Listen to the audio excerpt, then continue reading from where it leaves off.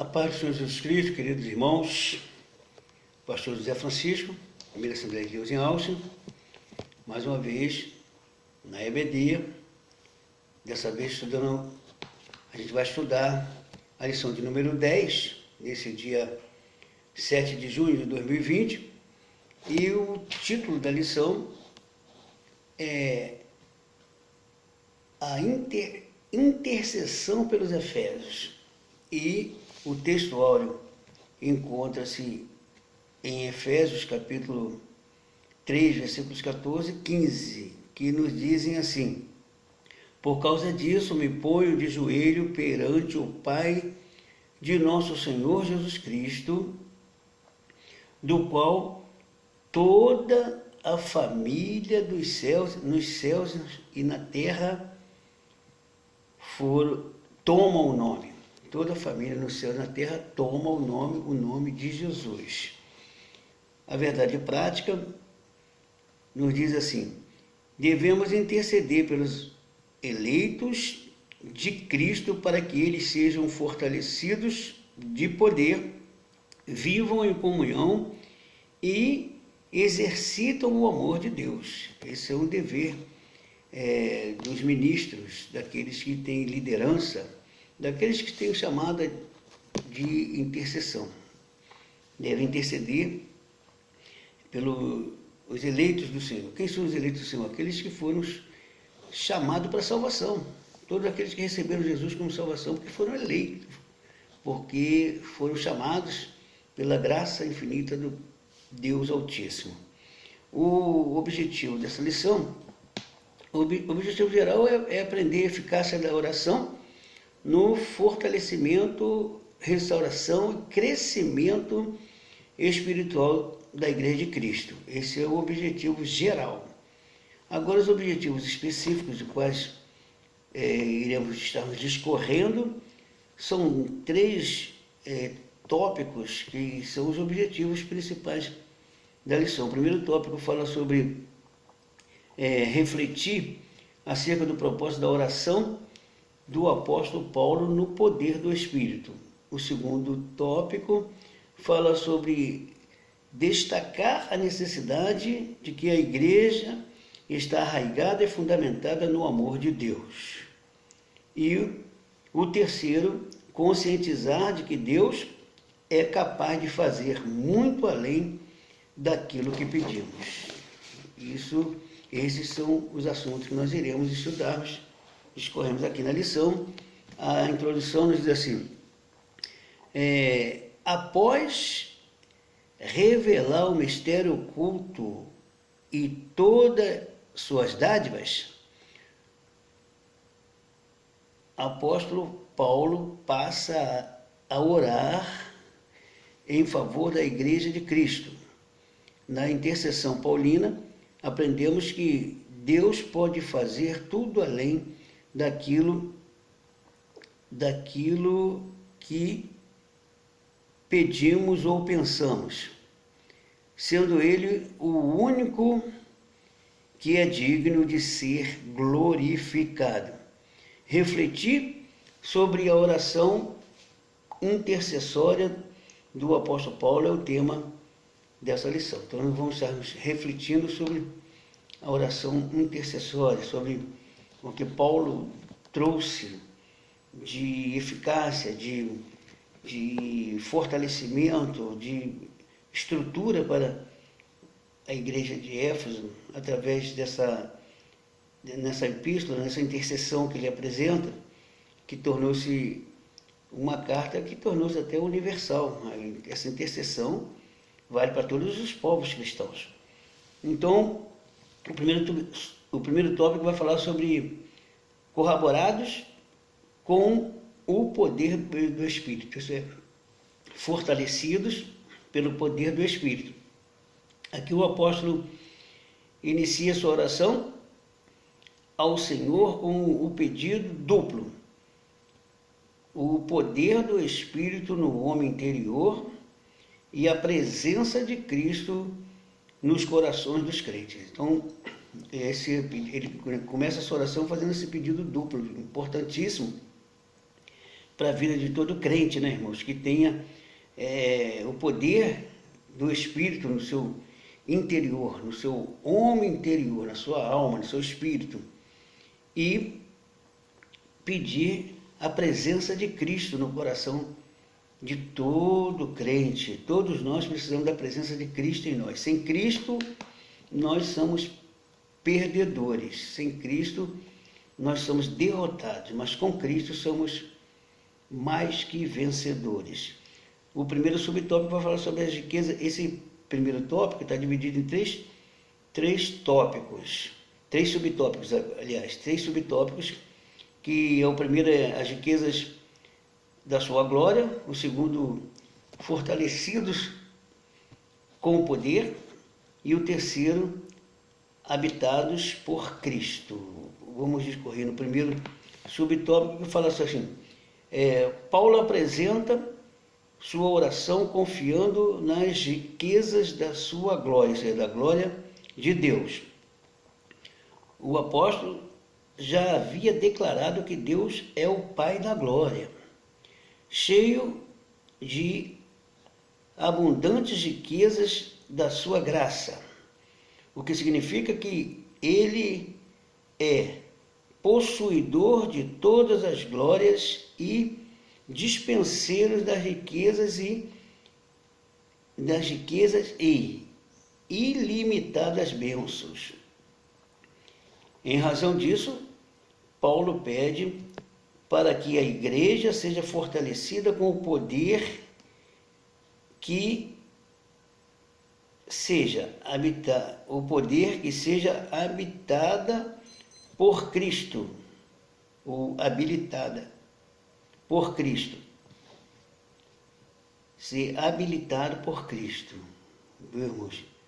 Cristo é que dá a capacidade, é que põe a pessoa no preparo.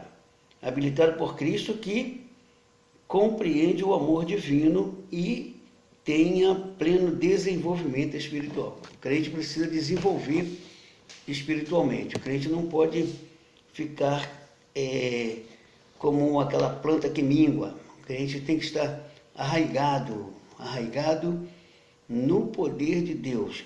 Então, para que as plantas elas desenvolvam, primeiro tem que ter a raiz em solo firme, em solo preparado, para que ela possa se aprofundar e sugar a seiva que precisa para sustento, para alimentação da planta.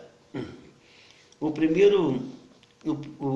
segundo subtópico fala sobre fortalecidos com poder. O primeiro pedido do apóstolo é para que a igreja seja corroborada, isso é, fortalecida com o poder pelo Espírito do homem interior.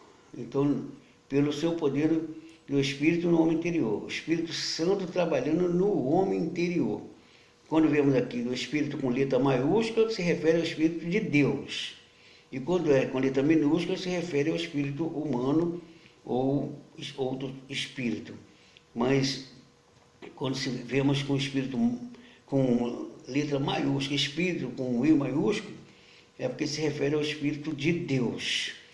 Ele diz assim, essa petição não quer dizer que a igreja em Éfeso não tivesse o Espírito de Deus, mas que ela fosse continuamente revigorada com o poder e, consequentemente, em seu fortalecimento diário.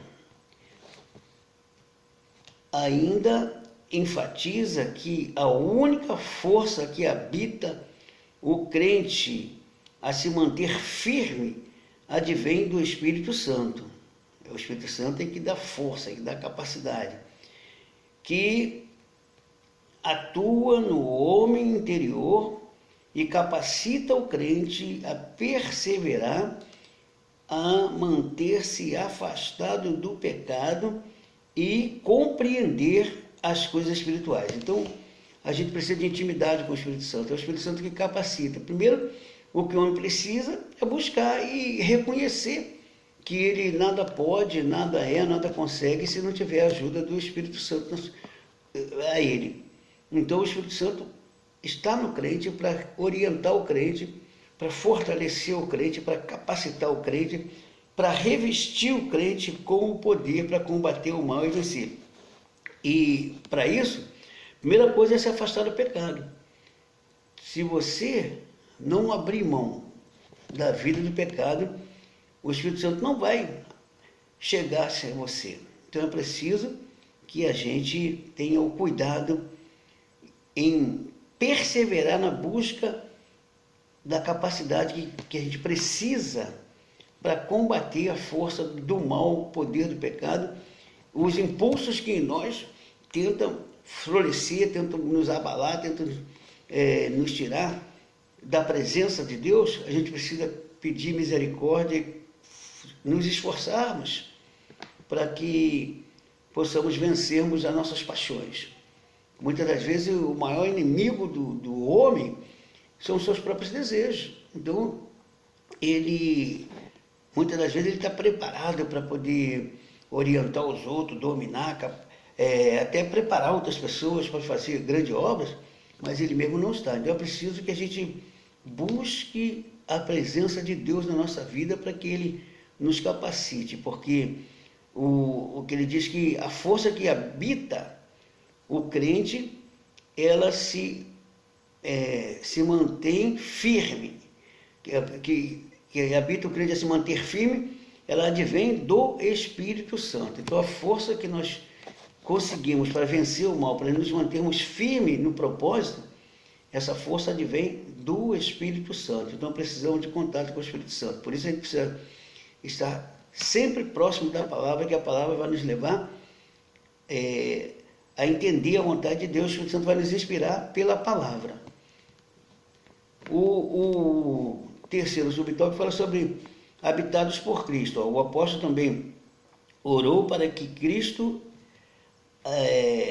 habitasse pela fé nos corações dos santos, o que também não significa dizer que Cristo não estivesse presente na igreja em Éfeso. No versículo em questão, o verbo grego é katoiken, que significa habitação permanente, em oposição à habitação temporária. Isso indica que o coração, ou melhor, a oração apostólica era para que Cristo habitasse continuamente na igreja. Assim, o ensino apostólico ratifica que sem Cristo a igreja não pode subsistir às forças do mal. Então, querido, só Jesus para nos dar graça, só Jesus em nós. Jesus é a força para combater o mal que vem tentar nos afligir, tentar nos derrubar. Sem Jesus, o homem é perdedor. Repito, sem Jesus, o homem é perdedor. O homem não consegue vencer o mal, as artimanhas das trevas, se não for com Jesus. Então, Jesus precisa habitar em nós, está em nós. E só está em nós quando nós obedecemos a sua palavra. Então, que a gente possa entender isso. Agora vamos para o segundo tópico, que fala sobre arraigados e fundamentados. Arraigado quer dizer enraizado, fundamentado é edificado sobre. Então vamos lá. O amor é a mensagem central do Evangelho de Cristo. Um dos propósitos da oração de Paulo foi para que a igreja entendesse e exercitasse o amor de Deus. Então, irmãos, além de entender, a gente precisa exercitar.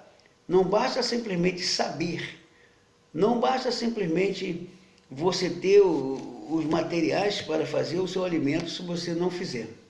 Você pode ter os melhores dos alimentos, os alimentos mais saudáveis, mas se você não comer, você vai ficar raquítico. Então, não basta também você saber tudo sobre Bíblia e não obedecer. Então, é preciso que tenha o amor. O amor é que movimenta tudo, o amor de Deus. Sabe por que nós amamos a Deus? A Bíblia diz que é porque Ele nos amou primeiro. Ele nos amou e se entregou a si mesmo por nós. Ele nos convida a vivermos uma vida de amor. Um amor diferente, não é esse amor pejorativo, esse amor poético. Não, é o amor revestido com as virtudes do Espírito, da graça de Deus em nós. Então, nós precisamos disso. O primeiro subtópico aqui, do segundo tópico, vai falar sobre o amor, a virtude cristã. Viu, irmãos? Então, o amor é uma virtude fortíssima para movimentar a vida do crente em tudo. Em tudo. Se não tiver amor, nada vale. Disse o capítulo 13, né? Capítulo 13 lá de Coríntios, 1 Coríntios. Se não tiver amor, não adianta. Pode ter os dons, pode ter tudo, mas se não tiver amor, porque o dom não vai salvar. O dom não salva. O dom, ele é de Deus e volta para Deus. Ah, mas o fulano é cheio de dons espirituais, ele profetiza, ele faz, acontece. Mas se ele não tiver amor, quem sustenta é o amor, porque o amor é Deus, Deus é amor. Quem não ama, diz a palavra, que não conhece a Deus.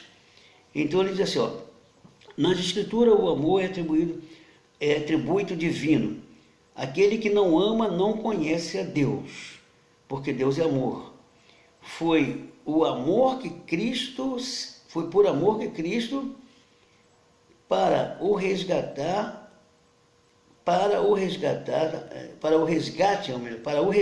da humanidade. Cristo se entregou para o resgate da humanidade. Foi por amor. Ele se entregou, ele quis fazer isso, porque amou a humanidade, não foi forçado, ele fez por amor.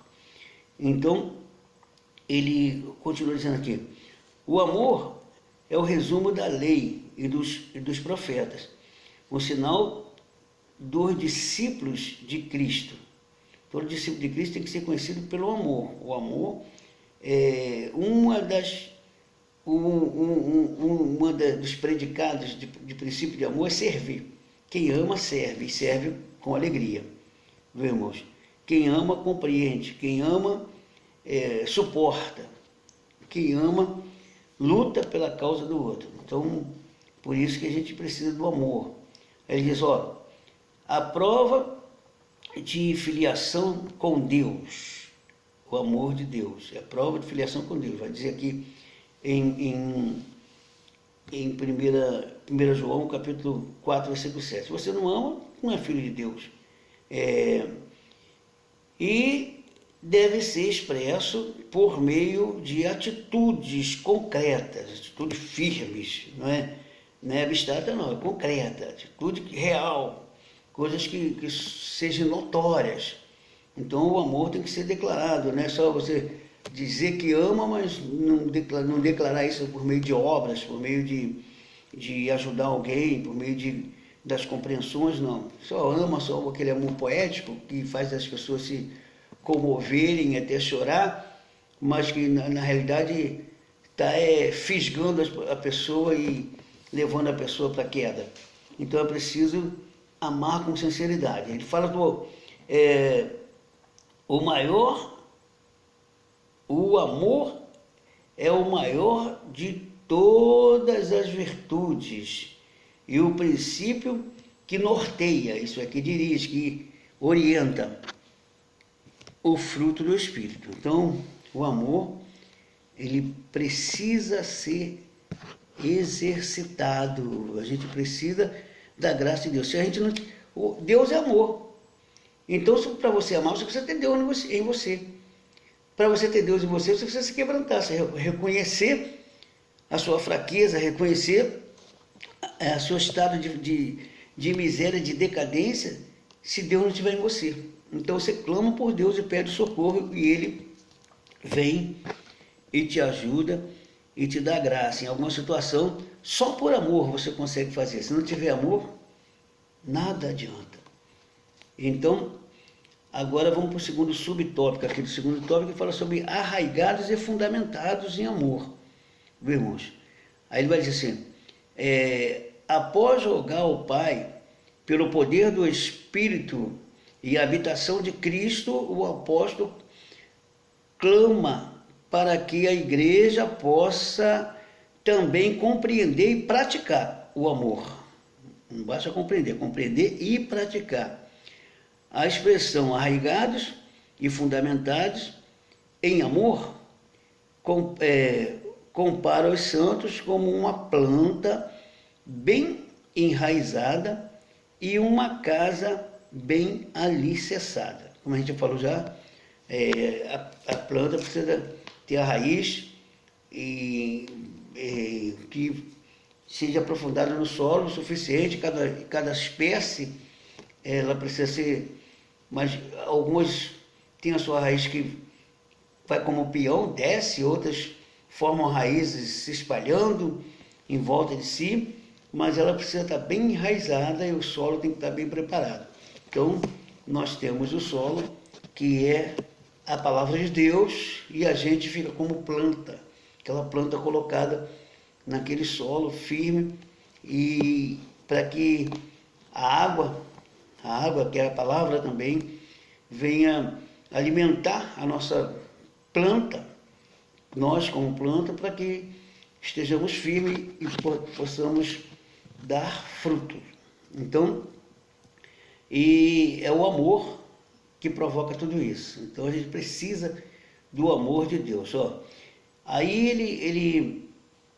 ele vai dizer aqui, a vida cristã não tem sustentação alguma, viu? Se faltar amor, indica que sem o amor a vida cristã não tem sustentação alguma. Se não tiver amor, você cansa, você começa a falar mal de outro, você não vê virtude em ninguém, você só vê pelo lado mal, você só quer desgraça, como às vezes acontece na política. O sujeito só quer cavar o lado negativo da coisa. Então é preciso que tenha amor. O amor é que supera os rancores, o amor supera o ódio através do seu poder, já dizia Carlos de Oliveira. O amor supera o ódio através do seu poder. Tudo, nem Carlos de Oliveira, é o Zé de Paula, né?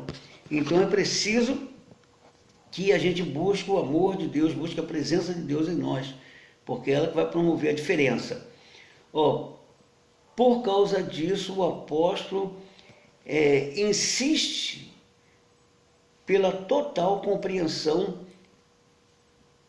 de qual seja a largura, o comprimento, a altura e a profundidade do amor divino.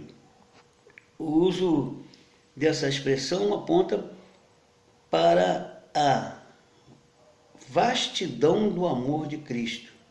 O amor de Cristo é incomparável, você não consegue medir o amor de Cristo, você não consegue medir nem a altura, nem a profundidade, nem a largura, não consegue, nem o comprimento, não consegue, porque o amor de Deus é incomparável, não tem assim, nenhum tipo de palavras que possa, de fato, descrever o amor de Deus na íntegra, porque o amor de Deus é grandiosíssimo. Aí ele diz assim, que Cristo, o amor de Cristo, que excede todo o entendimento, e indica que a lógica humana não pode mensurar o amor de Deus. Não compreende, ela não consegue examinar e descrever. A mente humana ela é incapaz de entender o amor de Deus. Às vezes a gente olha para certas coisas que Deus faz, se você olha assim, meu Deus, só Deus mesmo para fazer isso, porque eu não faria. Então, mas realmente Deus é extremamente maravilhoso. Mas quando a gente tem intimidade com Ele, quando a gente começa a buscar o contato com Ele, a gente recebe porção desse amor que nos dá a capacidade de superar alguns fracassos da nossa vida, combater alguma vaidade nossa, e a gente consegue ser diferente em meio a uma geração perturbada. O terceiro subtópico vai falar sobre a intensidade do amor de Cristo. Coisa gloriosa, irmãos. É incomparável o amor de Cristo. Então, ele vai estar falando sobre isso aqui agora. Consciente de que somente o Espírito pode fazer, entender e experimentar a grandeza do amor de Deus, Paulo pede para que os crentes conheçam a intensidade do amor de Cristo. A ênfase recai em que Cristo nos amou e ainda nos ama, e que por isso podemos amar uns aos outros.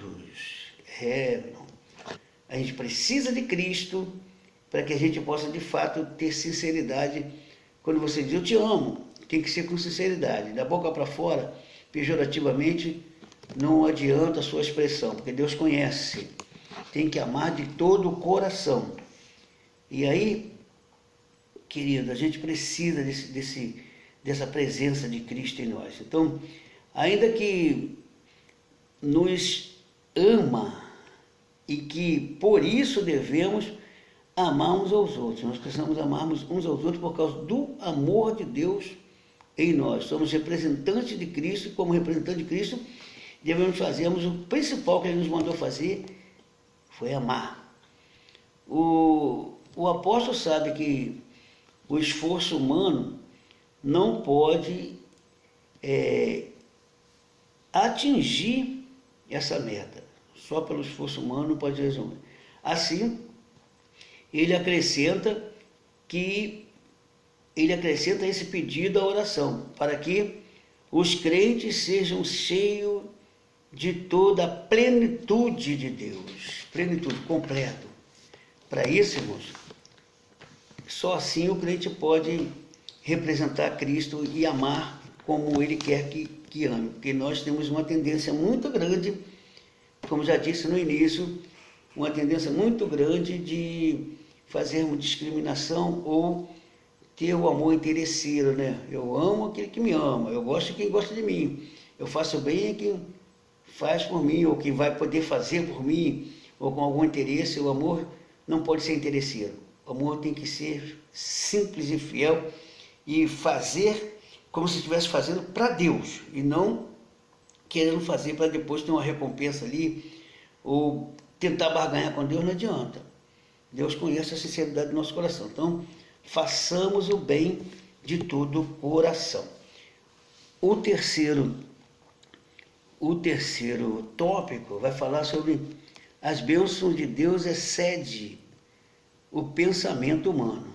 E aí, irmão, de fato, as bênçãos de Deus, às vezes, você vê as pessoas sendo tão abençoadas, mas aí você vê ela com a vida totalmente fora dos propósitos de Deus, mas Deus está declarando, está abençoando aquela pessoa. No nosso pensamento humano, a gente tem um juízo sobre aquilo ali, poxa.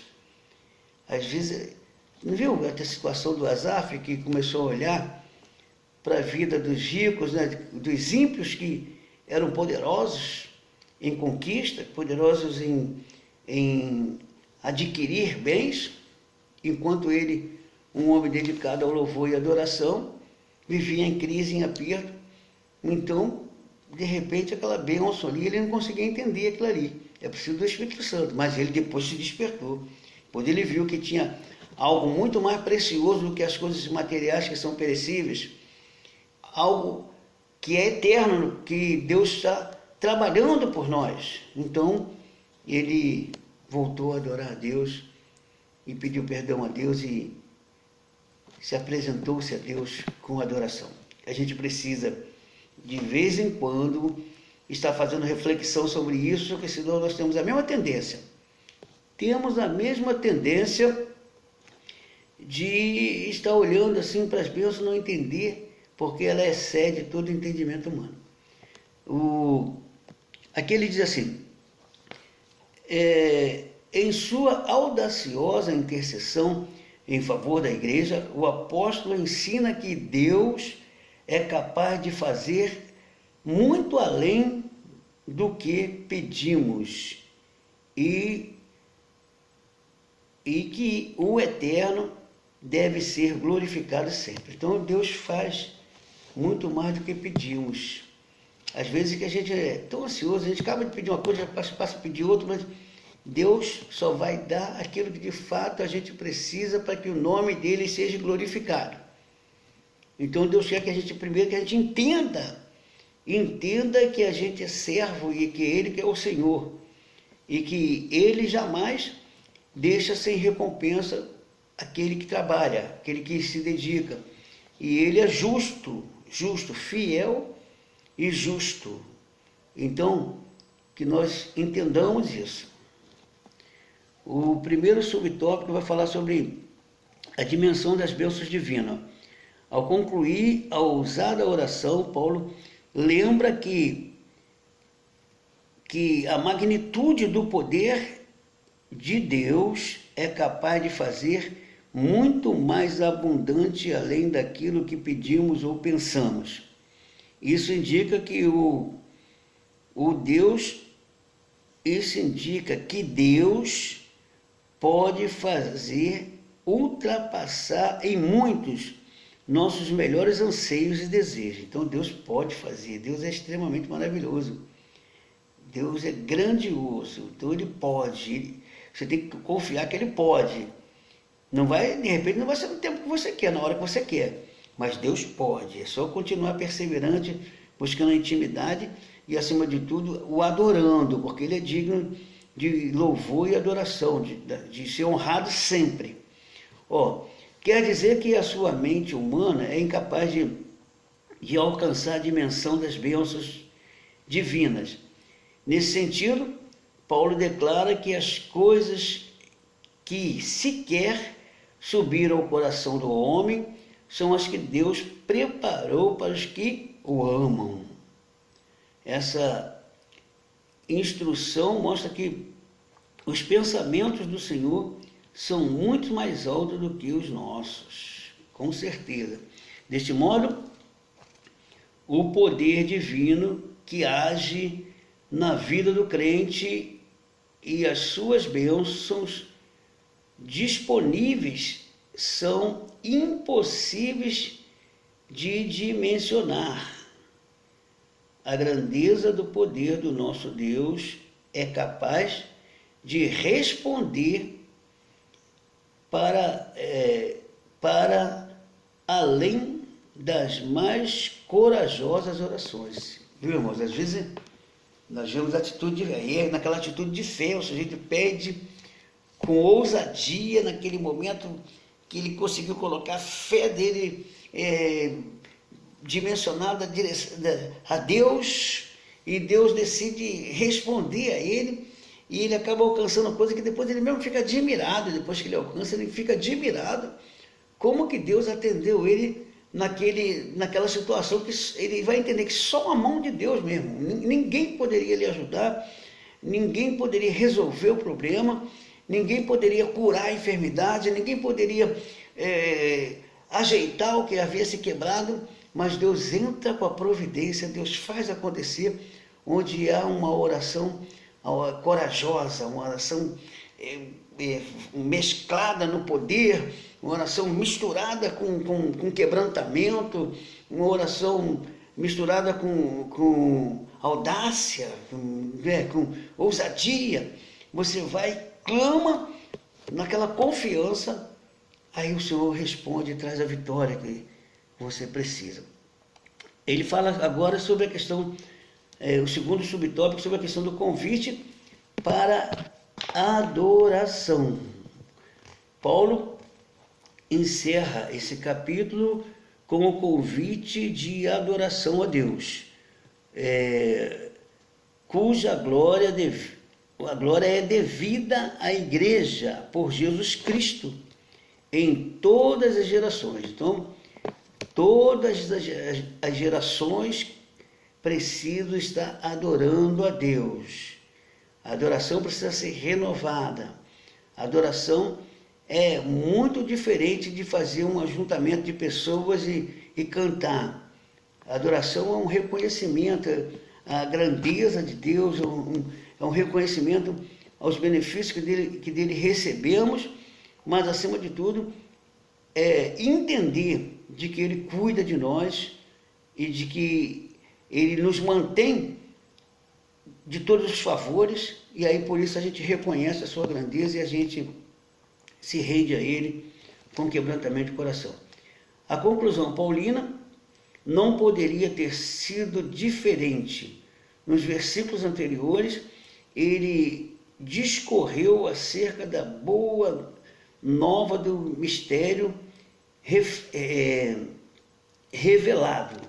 Quando ele falou da revelação, a questão de Deus abrangia toda a humanidade, não ser de uma nação exclusiva unicamente, mas de todos aqueles que se renderem a Ele, que aceitarem o propósito, o plano da salvação em Cristo. Das muitíssimas riquezas de Cristo conferidas à igreja, da grandeza do poder de Deus e da infinitude do amor e de todas as bênçãos divinas que excedem a compreensão humana. Além dessas, as das demais bênçãos, a única coisa a ser acrescentada era o louvor ao Senhor Deus, detentor destas tamanhas dádivas. Então, aí quando você reconhece e quebranta, aí você começa a louvar, porque a adoração é quebrantamento diante do Senhor. A adoração é reconhecimento das grandezas de Deus, e aí você se humilha diante do Senhor, você se rende ao Senhor plenamente.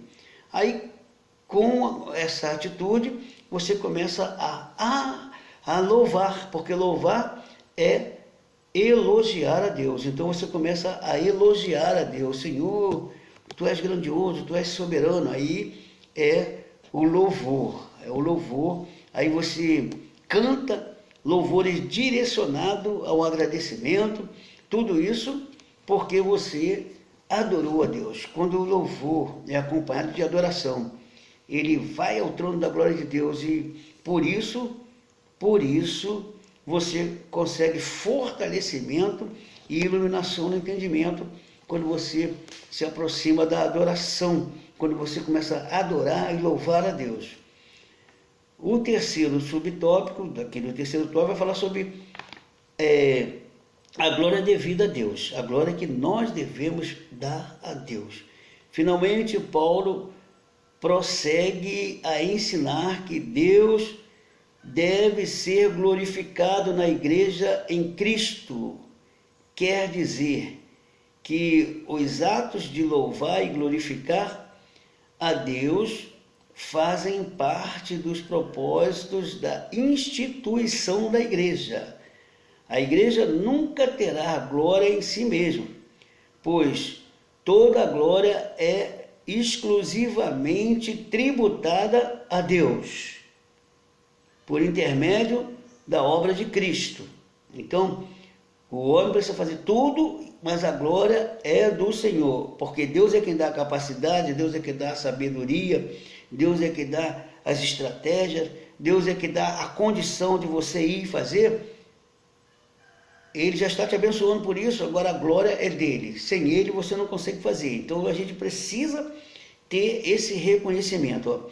Em sua oração, o apóstolo anseia que essa postura de adoração e exaltação a Cristo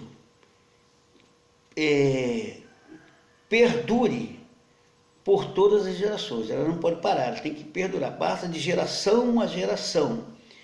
E enfatiza seu pedido com a frase para todo sempre. que significa que deve ser praticada por todos os crentes. Todo crente deve adorar, deve louvar, deve glorificar a Deus. E você glorifica a Deus não é só quando você expressa verbalmente.